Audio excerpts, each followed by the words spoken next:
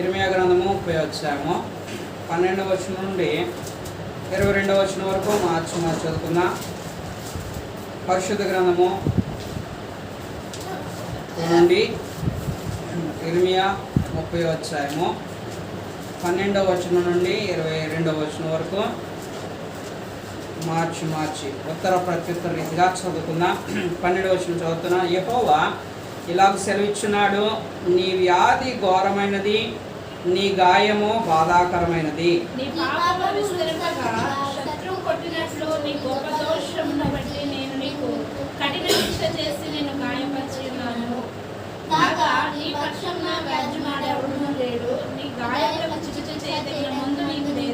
నీ స్నేహితులందరూ నిన్ను మర్చున్నారు, వారు నిన్ను గూర్చి విచారింపరు. అరచెదవేమి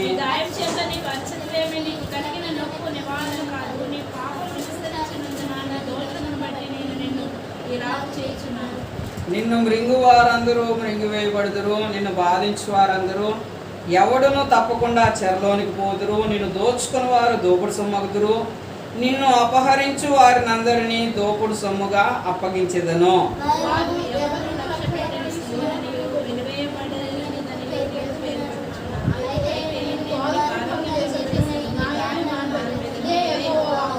యెహోవా ఈ మాట సెలవిచ్చున్నాడు, యాకోబు నివాస స్థలములను కరుణించి వాని గుడారములను నేను చెరలో నుండి రప్పించును. అప్పుడు పట్టణము దాని కొండ మీద కట్టబడును, నగరియు యథాప్రకారము నివాసులు గలదగును.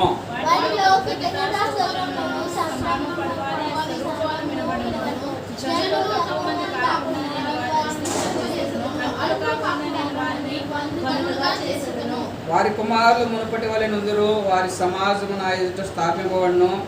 వారిని బాధపరచు వారిని అందరినీ శిక్షించెదను.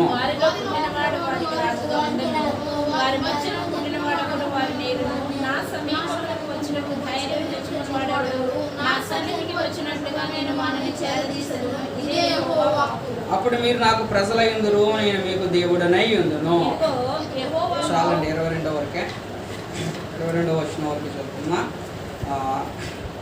ఈ యొక్క భాగంలో ఉండి ప్రభు యొక్క బలలో పాలు పొందుటకే మనం హృదయములను సిద్ధపరుచుకుని ప్రభు యొక్క బలలో పాలు పొందాం. ప్రభు పరిశుద్ధాత్మ దేవుడు తన యొక్క మాట ద్వారా, మన యొక్క వాక్కు ద్వారా మనతో మాట్లాడి మనలను సిద్ధపరచుగాక.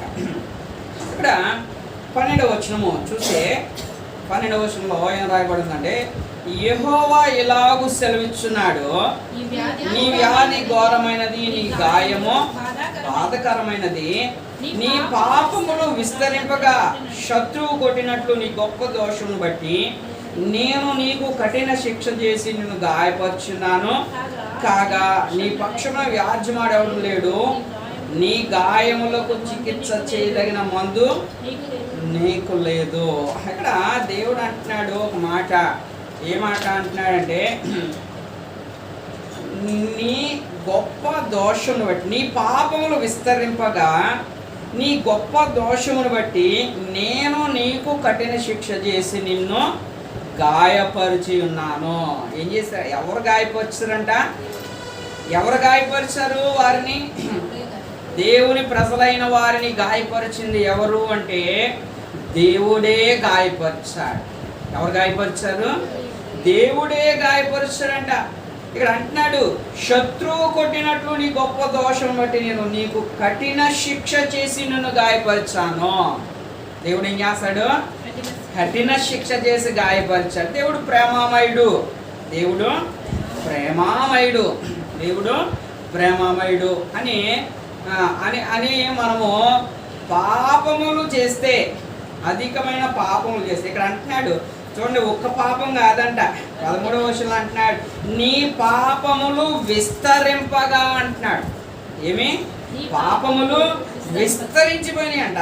ఇంకా ఏమంటున్నాడు? నీ గొప్ప దోషము. దోషం ఏంటి? చిన్నది కాదంట, చిన్న దోషం కాదు, చిన్ని తప్పులు కాదు. ఇజ్రాయేలు ఏం చేశాడు? గొప్ప దోషం, పాపములు విస్తరించినాయి. పాపములు ఏమైపోయినాయి? విస్తరించినవి.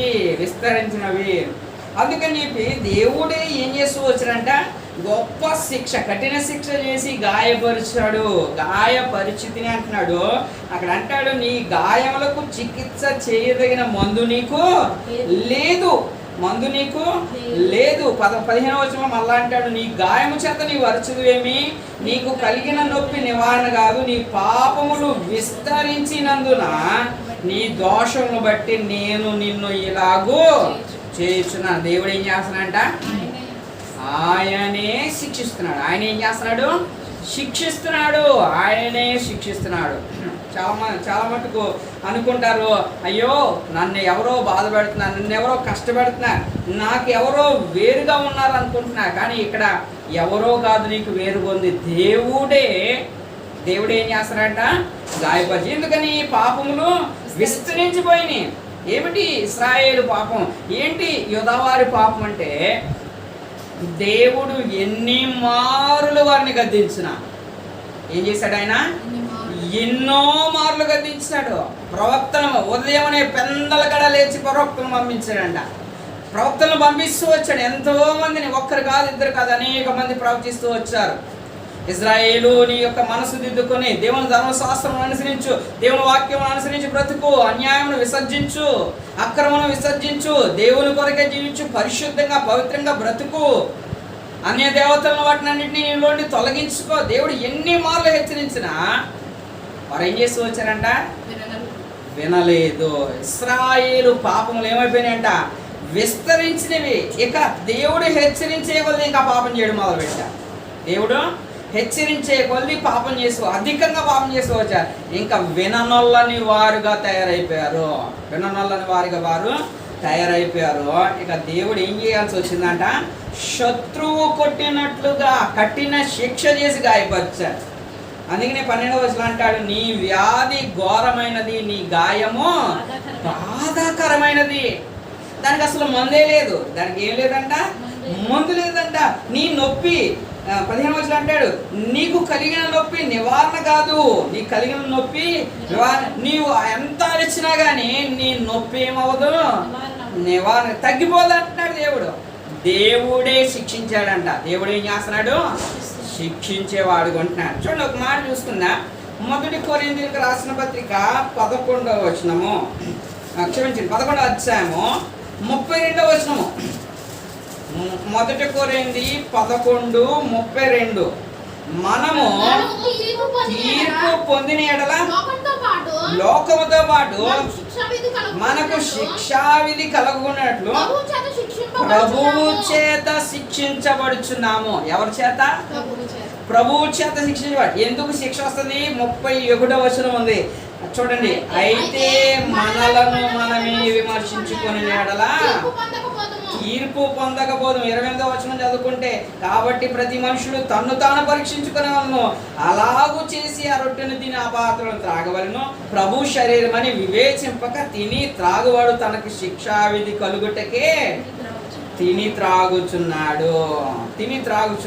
ఏంటంట? శిక్షావిధి ఎందుకు కలుగుతుందంట? ప్రభు శరీరం అని వివేచించక, ప్రభు శరీరం అని వివేచించక తిని త్రాగుతూ ఉంటే శిక్షావిధి కలుగుతా. కాబట్టి ప్రతి వాడు ఏం చేసుకోవాలంటే తను తానే పరీక్షించుకోవాలి. అలాగూ చేసి ఆ రొట్టెను తిని ఆ పాత్రలోంది పరీక్ష చేసుకుని దోషములు కనబడితే ప్రభు దగ్గర ఒప్పుకొని పరిశుద్ధపరుచుకొని అప్పుడు ఏం చేయాలంట? ప్రభు శరీరం అని వివేచించి ఇది పరిశుద్ధమైనదని, ఇది చాలా ప్రశస్తమైనదని, ఇది అతి పరిశుద్ధమైనదని వివేచిస్తూ ఆయన శరీరమును తిని ఆ యొక్క రక్తమును త్రాగాలంట. ప్రభు శరీరం అని వివేచించి తిని త్రాగాలి. అప్పుడు శిక్షావిధి కలగదు. లేకపోతే పరీక్షించుకోకుండా ప్రభు శరీరం అని వివేచించకుండా తిని త్రాగేస్తే పర్లేదు ఏం కాదులే అనుకుంటా తిని త్రాగితే ఏమొస్తుందంట? 32వ వచనంలో ఉంది, శిక్షావిధి కలుగకుండానట్లు ప్రభువు చేత శిక్షించబడుతున్నాం. ప్రభు చేత ఏం చేయబడతాము? దేవుడు తన పిల్లలను శిక్షించేవాడుగా ఉంటాడు. ప్రభువు తన పిల్లల్ని ఏం చేస్తాడైనా? శిక్షించేవాడు. నువ్వు ఇష్టం వచ్చినట్లుగా నీ బ్రతుకంతా బ్రతికేసి వచ్చి ఇక్కడ పరిశుద్ధమైన బలలో పాల్పొందితే ఆయన ఏం చేస్తాడు? నీకు శిక్ష ఇస్తాడు. అందుకనే ప్రభు యొక్క బలలో చెయ్యి వేయకముందు ఏం చేయాలంట? పరీక్షించుకోవాలి. ఏం చేసుకోవాలా? పరీక్షించుకొని విమర్శించుకొని మనమే విమర్శించుకొని లోపం ఉంటే ఏం చేయాలి? ప్రభువుని అడగాలి. ప్రభువా, నాలో లోపం, నాలో పాపం ఉంది, నాలో దోషం ఉంది, నన్ను క్షమించు, నీ రక్తంతో నన్ను కడుగు. ప్రభు యొక్క రక్తం మనకు సమీపంగా ఈ సమయంలో ప్రభు రక్తంతో కడగబడి పరిశుద్ధపరచబడి ఒక తీర్మానం తీసుకొని, ప్రభా ఇక మరలా పాపం జోలికి పోను, ఇక మరలా నేను పాపం చేయనయ్యా, ఆ పాపం జోలికి పోనంటూ ఒక తీర్మానం ప్రభుకు చెప్పి అప్పుడు ఏం చేయాలా? ప్రభు యొక్క రక్త శరీరాల్లో పాలు పొందాలా. అంతేగాని మన ఇష్టానుసారంగా బ్రతికి వారం అంతా ఇష్టం వచ్చినప్పుడు బ్రతికి వారం రాగానే తలస్నానం చేసేసి వచ్చేసి ప్రభు బలలో పాలు పొందితే అది పరిశుద్ధంగా జీవించడం అనుకుంటున్నావా? విమర్శించుకోవాలి. ఏం చేయాలా? విమర్శించుకోవాలి. శిక్షా విధికి కలగకున్నట్లు ఏం చేయాలంట? విమర్శించుకోవాలా. విమర్శించుకుని ప్రభు బలలో పాలు పొందితే క్షేమం. ఒకవేళ విమర్శించుకోకుండా అలాగే పాలు పొందితే ఏమొస్తుంది? శిక్ష. ప్రభువే శిక్షిస్తాడంట. ప్రభువు చేత శిక్షించబడుతున్నాం అంటున్నాడు పౌలు. దేవుడు శిక్షించాడంటే ఇక్కడ ఎవరిని? ఇశ్రాయేలుని. ఏం చేశాడంటే ఎలా శిక్షించాడంట? వ్యాధి ఘోరమైనది, నీ గాయము బాధాకరమైనది, కఠిన శిక్ష చేసి నేను గాయపరిచాను అంటాడు దేవుడు. ఏం చేశాడు? కఠిన శిక్ష చేసి గాయపరిచాడంట. శత్రువు కొట్టినట్లు కొట్టాడంట. ఆ గాయమునకు చికిత్స చేయదగిన మందు లేదంట. చికిత్స చేయదగిన మందు కూడా ఏమీ లేదు అంటున్నాడు. నీవు అరిచినవేమి? నీకు కలిగిన నొప్పి నివారణ కాదు, నీ పాపమును బట్టి, నీ దోషం బట్టి నేనే నీకు ఇలా చేశాను అంటున్నాడు. నేనే నీకు ఇలా చేశాను అంటున్నాడు. తర్వాత ఇంకో మాట అంటాడు చూడండి, 14వ వచనంలో, నీ స్నేహితులందరూ నిన్ను మర్చిన్నారు, వారు నిన్ను గూర్చి. స్నేహితులందరూ ఏమైపోయారంట? మర్చిపోయారంట. స్నేహితులు మర్చిపోవడం ఏంటి? స్నేహితులు మర్చిపోయారు. ఎవరు మర్చిపోయినా కానీ స్నేహం అనేది అలా నిల్చుంటుంది. కానీ స్నేహితులు కూడా ఏమైపోయారంట? మర్చిపోయి దూరం అయిపోతూ వచ్చారు, విచారింపారంట నిన్ను కూర్చి. అటువంటిగా అంటే ఎవరు దూరపరుస్తున్నారు ఇక్కడ? స్నేహితులు కూడా దూరపరిచింది ఎవరు? దేవుడే దూరపరుస్తున్నాడు. నీకు గాయములు కలగజేసిన ఎవరు? దేవుడే. కఠిన బాధను కలగజేసింది, ఈ యొక్క ఘోరమైన వ్యాధిని కలగజేసింది దేవుడే. ఎందుకని? పాపములు విస్తరించినాయి. నిన్ను నువ్వు పరీక్షించుకోకుండా, నిన్ను నువ్వు శుద్ధి చేసుకోకుండా, పవిత్రపరచుకో, ఏ రక్తంలో కడగబడకుండా వచ్చి దాంట్లో పాల్పొందుతున్నావు. కాబట్టి ఏమొస్తుందంట? వ్యాధి, ఘోరమైన వ్యాధి, కఠిన శిక్ష నీకు కలుగుతుంది. అయితే అంతటా అయిపోతే పర్లా, అయ్యో దేవుడు నన్ను శిక్షించేశాడులే, దేవుడు నన్ను కఠిన శిక్షకు అప్పగించాడులే అని అక్కడితో ఆగిపోతే అయిపోవు. కానీ రండి 16వ వచనం నుంచి, నిన్ను మృంగు వారందరూ మృంగివేయబడుదురు, నిన్ను బాధించు వారందరూ చెరలోనికి పోవుదురు, నిన్ను దోచుకుని వారు దోపుడు సొమ్మగుదురు, అపహరించు వారిని అందరినీ దోపుడు సొమ్ముగా అప్పగించేదను. ఇక్కడ ప్రభువు ఏం చేస్తున్నాడు? గాయములు చేశాడు, శిక్షించాడు, ఘోరమైన గాయములతో, ఘోరమైన వ్యాధితో బాధించాడు తన ప్రజలను. అయితే మరలా ఏం చేస్తాడంట? 16వ వచనంలో చూసుకుంటే, మృంగు వారిని అందరినీ ఏం చేస్తాడంట? ఆయన మింగి వేస్తాడంట. బాధించు వారందరూ కూడా చెరలోనికి పోతారు, నిన్ను దోచుకున్న వారు దోపుడు సొమ్మగుదురు, నిన్ను అపహరించు వారిని అందరినీ దోపుడు, అంటే నిన్ను బాధించు వారిని అందరినీ బాధకు అప్పగిస్తాను అంటున్నాడు. నిన్ను బాధించు వారిని అందరినీ ఏం చేస్తానంటే ఆయన అంటే దేవుడు శిక్షించడానికి ఉపయోగించుకున్న వారిని అందరినీ కూడా మరలా ఏం చేస్తాడు? చెరలోనికి పంపిస్తాడంట. తర్వాత 17వ వచనం చూసుకుంటే, 17వ ఎవరు లక్ష్య పెట్టని సియోననియు వెలివేయబడినదనియు పేరు పెట్టుచున్నారు. అయితే నేను నీకు ఆరోగ్యం కలుగజేసేదను, నీ గాయములను మాన్పెదను, ఇదే యెహోవా వాక్కు. ఏమంటే మరలా ప్రభు అంటున్నాడు, అంతకుముందు ఏమన్నాడు? నీ గాయములకు మందే లేదు, చికిత్స లేదన్నాడు. ఇప్పుడు మరలా ప్రభు అంటున్నాడు, ఏమంటున్నాడు? నేను నీకు ఆరోగ్యం కలుగజేసేదను, నీ గాయములను మాన్పెదను, ఇదే యెహోవా. అంటే నీ గాయములను మాన్పాలంటే ఎవరు మాన్పాలి? నేనే నీకు మాన్పాలి. ఎవరు మాన్పాలి? నేనే అని చెప్పి దేవుడు సెలవిస్తున్నాడు. నీ గాయం మాన్పుతా, మరలా నీకు ఆరోగ్యం కలుగజేస్తా. నేనే నీ ఆరోగ్యం, నీకు మరలా ఆరోగ్యం. మొదటిగా నిన్ను బాధించే వారిని అందరినీ బాధకు అప్పగిస్తారు, దోపుడు సొమ్ము అయిపోతారు వారందరూ. తర్వాత నీకు మరలా ఆరోగ్యం కలుగజేస్తా, నీ గాయములన్నింటినీ కూడా నేను మాన్పిస్తాను. తర్వాత 18వ వచనం సెలవిచ్చున్నాడు. యాకోబు నివాస స్థలములను కరుణించి వారి గుడారములను నేను చెరలో నుండి రప్పించును అంటున్నాడు. ఏంటంట? దేవుడు అంటే ఏం చేస్తాడంట? చెరలో వారిని కరుణించి, యాకోబును కరుణించి వారి గుడారాన్ని చెరలో నుండి మరలా రప్పిస్తా. చెరలో నుండి ఏం చేస్తున్నాడు? ఆయన తిరిగి రప్పించబోతున్నాడు. మొదటిగా నిన్ను బాధించే వారిని అందరినీ బాధిస్తున్నాడు, ఆయన బాధకు అప్పగిస్తున్నాడు. తర్వాత నీకు ఆరోగ్యం కలుగజేస్తున్నాడు, నీ గాయములు మాన్పుతున్నాడు. తర్వాత చెరలో నిన్ను రప్పించేవాడు కొంటున్నాడు. తర్వాత 19వ వచనము వారిలో కృతజ్ఞతా స్తోత్రములను సంభ్రమపడు వారి స్వరమును వినబడును.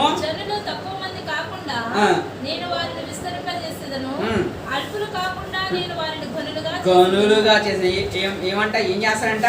కృతజ్ఞతా స్తోత్రములు సంభ్రమపడు వారి స్వరము మరలా వినబడుతుంది. ఏమయ్యి?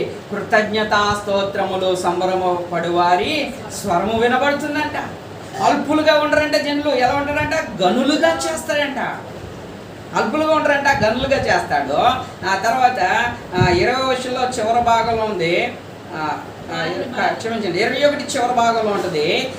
నా సన్నిధికి వచ్చినట్లుగా నేను వారిని చేరదీస్తాను. ఆయనే చేరదీస్తాడంట. మరలా ఆయన ఏం చేస్తాడు? వారిని చేరదీస్తాడంట. తర్వాత 22లో అంటాడు, మీరు నాకు ప్రజలయ్యుందురు, నేను మీకు దేవుడనయ్యుందును అంటున్నాడు. మీరు నాకు ప్రజలయ్యుందురు, నేను మీకు దేవుడు ఎందును. అంతకు మునిపి ఏం చెప్పాడు? 12 నుంచి 15 వరకు ఏం చెప్పాడు?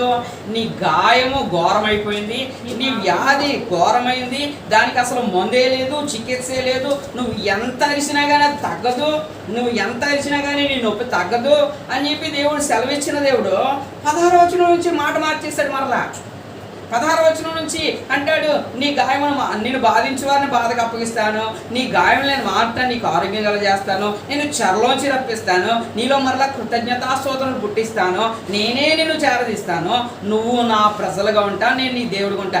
ఏం జరిగింది ఇంతలో? ఇంత మధ్యలో అసలు ఏం జరిగింది? అంత 4 వచనాల్లోనేమో శిక్షను ప్రకటించిన దేవుడు తర్వాత సమకూర్చడాన్ని ప్రకటిస్తూ వచ్చాడు. ఏం జరిగింది మధ్యలో అంటే, రండి ఇర్మియా గ్రంథం 33వ అధ్యాయము, ఇర్మియా గ్రంథము 33వ అధ్యాయము 6వ వచనము. ఇర్మియా గ్రంథము 33:6. నేను దానికి ఆరోగ్యమును స్వస్థతను మరలా రప్పించున్నాను, వారిని స్వస్థపరుచున్నాను, వారికి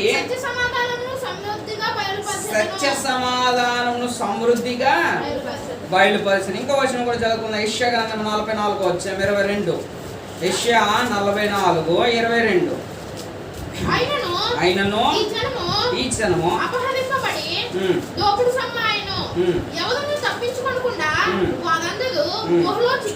అది కాదులే 44:22. యెషయా 44:22. మంచు విడిపోనట్లుగా నేను నీ అతిక్రమములను మబ్బు తొలగినట్లుగా నీ పాపములను తుడిచివేసి ఉన్నాను, నేను నిన్ను విమోచించి ఉన్నాను, నా యొద్దకు మలుకొనుము. యెహోవా ఆ కార్యమును సమాప్తి చేసి ఉన్నాడు. ఏం చేసిరంట దేవుడు? మంచు విడిపోనట్లుగా నీ అతిక్రమములను, మబ్బు తొలగినట్లుగా నీ పాపములను తుడిచివేసినాను, నేను నిన్ను విమోచించున్నాను, నా యొద్దకు మలుకొనుము. యెహోవా ఆ కార్యమును సమాప్తి చేసి ఉన్నాడు. యెహోవా కార్యం ఏం చేశారంట? సమాప్తి చేశారు. శిక్ష ప్రకటించింది ఆయనే, శిక్షించింది ఆయనే, శిక్ష నుండి తప్పించేది మరలా ఆయనే.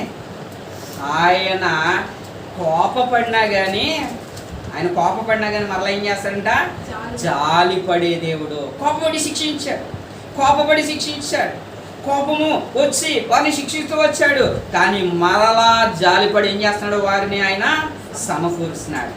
ఓ ప్రియ దేవుని బిడ్డ, నువ్వు శిక్షలో ఉన్నావేమో, ఇప్పుడు నీకు గాయం కలిగి ఉన్నదేమో, ఇప్పుడు గాయం చేత అరుస్తున్నావేమో, బాధ కలిగి ఉన్నదేమో, కానీ నీ దేవుడే మరలా నేను సమకూర్చబోతున్నాడు. నీ దేవుడే నిన్ను మరలా సమకూర్చబోతున్నాడు. 33 ఆ మాటలో చూడండి 6లో అంటున్నాడు కదా, నేను దానికి ఆరోగ్యమును స్వస్థతను మరలా రప్పించున్నాను, వారిని స్వస్థపరుచున్నాను, వారికి సత్య సమాధానాలను సమృద్ధిగా. నేనే వారిని స్వస్థపరుచున్నా. మరలా నేనేం చేస్తాను? ఆరోగ్యమును స్వస్థ మరలా ఇస్తున్నాను, వారిని స్వస్థపరుచున్నా. నేనే జాలిపడుతున్నాను వారి మీద. శిక్షను ప్రకటించాడు, శిక్ష కలగజేస్తాడు, మరలా జాలిపడి సమకూర్చే దేవుడుగా ఆయన ఉంటున్నాడు. ఆయన సమకూర్చే దేవుడు. శిక్షించి అక్కడే విడిచిపెట్టాడు నిన్ను, శిక్షించి అక్కడే నేను పడద్రోస్తాడు, శిక్షించి అక్కడే నేను నశింపజేయడు. నిజమే, గాయం గొప్పదే కావచ్చు, అది బాగా నొప్పి కలిగించేది ఉండొచ్చు, దానివల్ల చాలా వేదన నీకు కలగవచ్చు, ఘోరమైన వ్యాధితో నువ్వు నిండి ఉండొచ్చు. కానీ దేవుడు మరలా నిన్ను ఏం చేస్తాడు? సమకూర్చే దేవుడు. ప్రభు యొక్క బల్ల ఏం చూపిస్తుందంటే, నేను నిన్ను మరలా సమకూర్చు, నిన్ను స్వస్థపరుస్తాను, నీకు ఆరోగ్యం కలిగజేస్తాను, నిన్ను మరలా లేవనెత్తుతాను, నిన్ను మరలా లేవనెత్తాను. ఆరోగ్యం ఇచ్చాడంట. ఏమేమి ఇచ్చాడంట అక్కడ? మొదటిగా నిన్ను బాధించే వారిని అందరినీ కూడా బాధకు అప్పగిస్తాను. నిన్నెవరైతే బాధిస్తున్నారో, నిన్నెవరైతే దుఃఖపరుస్తున్నారు, నిన్నెవరైతే గాయపరుస్తున్నారు, నిన్నెవరైతే శ్రమ పెట్టారో వారిని అందరినీ కూడా నశింపజేస్తా. శత్రువుని మీద ఎంతగానో విజృంభిస్తున్నాడా, భయపడకు, వాడు మరలా నాశనం గురవుతాడు, వాడు నాశనములకు గురైపోతాడు. చూడండి, ఒక మాట చూసుకుందా, కీర్తనల గ్రంథము 140 వచ్చా, కీర్తన 140 వచ్చా, మనం చదువుకున్న భాగంలో ఆ మాట ఉంది. 9వ వచనము 10వ వచనము, 9వ వచనము 10వ వచనం. నన్ను చుట్టుకుని వారు తల ఎత్తిన యెడల వారి పెదవుల చేటు వారిని ముంచును గాక, కనకనలాడు నిప్పులు వారి మీద వేయబడును గాక, వారు తిరిగి లేవకున్నట్లు అగ్నిగుండంలో వారు కోల్చబడుదురు గాక, అగాధ జలములలోనికి త్రోయబడుదురుగాక. నీ శత్రువు ఏమైపోతాడంటే, వాడు కనకనలాడు నిప్పులు వారి మీద వేయబడతాయి, వాడు తిరిగి లేవకున్నట్లు అగ్నిగుండంలో కోల్చబడతారు, అగాధ జలములలోనికి వారు. ఒకవేళ నీ శత్రువుని మీద విజృంభిస్తున్నాడేమో, సాతాను తన యొక్క దూతలందరినీ నీ మీద పంపిస్తున్నాడేమో, దేవుడు నిన్ను సమకూర్చింది నాన్న, వారందరూ ఎక్కడికి వెళ్ళిపోతారంటే అగాధ జలములోకి త్రోయబడతారు, అగ్ని గుండములోనికి పోతారు, మరలా తిరిగి రాలేరు బయటికి. నీ శత్రువులను దేవుడు ఏం చేస్తాడు? నశింపజేస్తాడు. మరలా నీకు సంపూర్ణమైన ఆరోగ్యం కలగజేస్తాడు. నీ గాయములు మాన్పి చక్కని క్షేమమును స్వస్థతను నీకు కలగజేస్తాడు. ఆయన నిన్ను చెరలోండి తిరిగి రప్పిస్తాడు. సంతోషగానముతో కృతజ్ఞతాస్తోత్రములతో దేవుని సన్నిధిని నువ్వు నివసించినట్లుగా దేవుడు నిన్ను ఆశీర్వదించబోతున్నాడు. దేవుడు నిన్ను ఆశీర్వదించబోతున్నాడు. ఇంకా ఏంటంట? గనులుగా చేస్తాడు. అలుపులుగా ఉంచడంట. అలుపులుగా ఉంచడు, క్రింద పడిన వారిగా, లేకపోతే ఈ తృణీకరించబడిన వారిని నిన్ను ఉంచడు, గనులుగా నేను చేస్తాడు. ఆయన ఘనమైన వానిగా నిన్ను లేవనెత్తేవాడిగా దేవుడు ఉన్నాడు. తర్వాత ఇంకా ఏముందంట? ఆయనే చేరదీస్తాడంట. ఎవరు? నా సన్నిధికి వచ్చిన నేను వారిని చేరదీస్తాను, ఇదే యెహోవా వాక్కు. మీరు నాకు ప్రజలయ్యుందురు, నేను మీకు దేవుడినయ్యుందును. దేవుడి ఆశీర్వాదాలన్నీ మనకి ఇవ్వాలని కోరుతున్నాడు. దేవుడు ఈ ఆశీర్వాదాలు మనకి ఇవ్వాలని కోరుతున్నాడు. అయితే ఆయన ఒక మాట చెప్తూ వచ్చాడు. చూడండి, ఇందాక చదివిన బాగా యెషయా 44 22లో, యెషయా 44:22లో ఆయన అంటాడు, నీ అతిక్రమములను మబ్బు తొలగినట్లుగా నీ పాపం తుడిచివేస్తున్నాను, నేను నిన్ను విమోచించున్నాను, నా యొద్దకు మల్లుకొనుము. ఏం చేయాలి మనము? దేవుడు మనల్ని స్వస్థపరుస్తున్నాడు, దేవుడు మనల్ని తిరిగి సమకూరుస్తున్నాడు, మన పాపములను తొలగిస్తున్నాడు, మంచు విడిపోయినట్లుగా అతిక్రమములను మబ్బు తొలగినట్లుగా పాపములను తుడిచివేస్తున్నాడు, విమోచించున్నాడు. కాబట్టి మనం ఏం చేయాలి? ఆయన యొద్దకు మల్లుకోవాలి. ఆయన మన వైపు తిరిగి మనల్ని స్వస్థపరిచినందుకు, మన పక్షంగా మనల్ని నిలిచినందుకు, మనల్ని మరలా తిరిగి లేవనెత్తినందుకు, ఆయన యొద్దకు చేర్చుకున్నందుకు మనం ఏం చేయాలంటే ఆయన యొద్దకు మలుకోవాలి. ప్రభు బల దగ్గరికి ప్రతి వారు రావడానికి గల కారణం ఏంటంటే ఆయన యొద్దకు మలుకోవడం. ప్రభు ఆనిసమే, తప్పిపోయాను, తొలగిపోయాను, అనేక మార్గంలో వెళ్ళిపోయి నేను దూరం అయిపోతూ వచ్చాను, నీ శిక్షకు పాత్రమైతూ వచ్చాను, అయితే నీ యొద్దకు మల్లుకుంటున్నాను ప్రభు అని చెప్పడమే ప్రభు యొక్క బలలో పాలు పొందడం. ప్రభా నా అతిక్రమణ దోషములను విడిచిపెట్టి, ప్రభానైనా వాటిని వాటిని ఒప్పుకొని విడిచిపెట్టి నీ యొక్క బలలో పాల్పొందుతున్నా, ఇక నుండి నీ కొరకు బ్రతుకుతున్నా, నీ యొద్దకు మల్లుకుంటానని చెప్పడమే, అది విశ్వాసంతో చూపించడమే ఆయన యొద్దకు మల్లుకోవడం అంటే. మరి విశ్వాసంతో ప్రభు యొక్క బలలో పాల్పొందితే అది ఎంతో క్షేమం. ప్రభు జ్ఞాపం చేసుకుంటూ, ప్రభు శరీరం అని వివేచించి, ఇది పరిశుద్ధమైందని, అతి పరిశుద్ధమైన వివేచించి దాంట్లో పాల్పొందితే కనుక అది మనకెంతో క్షేమం, ఎంతో మేలది, ఎంతో దీవెన, ఎంతో ఆశీర్వాదం దాంట్లో దాగి ఉంది. కాబట్టి ఆయన శిక్షించేవాడు ఆయనే. ఒకవేళ పాపం విస్తరించి నా ఇష్టం నేను ఎలాగైనా బ్రతుకుతాడనుకున్నావా, ఘోరమైన వ్యాధి కలుగుతుందంట, గాయములు చేస్తాడు, కఠిన శిక్ష చేసి గాయపరుస్తాడంట. గాయపరిచినప్పుడు నొప్పి విపరీతం అయిపోద్ది, అరిచిన తగ్గని నొప్పి, అది నివారణ కాని నొప్పితో బాధపడతావు. అయితే జాలిగల దేవుడు మరలా ఏం చేస్తాడు, కరుణిస్తాడు కదా అని అదే కంటిన్యూ చేస్తే ఏమవుతుంది, అది నీకు చాలా మోసకరమై నిన్ను పాతాళమునకు ఈడ్చుకొని పోయేది ఉంటుంది. కాబట్టి ప్రభు యొక్క శరీరంలో పాలు పొందేటప్పుడు జాగ్రత్తగా పాలు పొందాలి. ఎలా పాలు పొందాలి? జాగ్రత్తగా పరీక్షించుకొని ఏమన్నా అపవిత్రమైన ఉంటే వాటిని విడిచిపెట్టేసి ప్రభువుకు ఒక తీర్మానం చేసి, ప్రభా నన్ను క్షమించి ఇక ముందు చేయనయ్యా, వాటిని విడిచిపెట్టేస్తాను ప్రభా అంటూ ఒక తీర్మానం చేసి ప్రభు యొద్ద ఒప్పుకొని కనుక దాంట్లో పాలు పొందితే అది క్షేమం. ఒకవేళ లేదు నేను ఇలాగే పాలు పొందుతానంటే ప్రభువు చేత ఏమవుతామంట, మనము శిక్షింపబడతాం. శిక్ష ఉంది. ఆ శిక్ష కూడా నిన్నేదో బాధపరచాలని కాదు, కానీ నిన్ను సరిచేయాలనే దేవుడు ఏం చేస్తాడు, శిక్షించేవాడు కనుక. ఆ శిక్ష దేనికంటే నిన్ను సరిచేయాలా, తన పరిశుద్ధతలో పాలు పొందినట్లుగా నిన్ను బలపరచాలా, దాని కొరకే శిక్షిస్తాడు. ఆ శిక్ష కూడా మేలే. ఆ శిక్ష కూడా నేను ఏం చేస్తుంది, దేవునికి దగ్గరగా తీసుకొస్తుంది. దేవుని యొక్క ఆశీర్వాదం పొందడానికి, దేవుని యొక్క వారసునిగా, దేవునితో కలిసి దేవుని సన్నిధిలో జీవించడానికి, ఆయన ప్రజలుగా జీవించడానికి మనల్ని సిద్ధపరిచేది ఆ శిక్షే. కాబట్టి ప్రభు శిక్షించడం కూడా మేలే, ప్రభు దీవించడం మేలే, ప్రభు శిక్షించడం కూడా అది మన మేలు కొరకే. కాబట్టి అట్టి హృదయం గలవారమై, పరీక్షించుకున్న హృదయం గలవారమై, నిర్దోషమైన హృదయం గలవారమై ప్రభు యొక్క బలలో పాల్పొందడానికి మనము ముందుకు సాగుదాం. ప్రభు అట్టి కృపను మనకు అందరికీ దయచేయును గాక.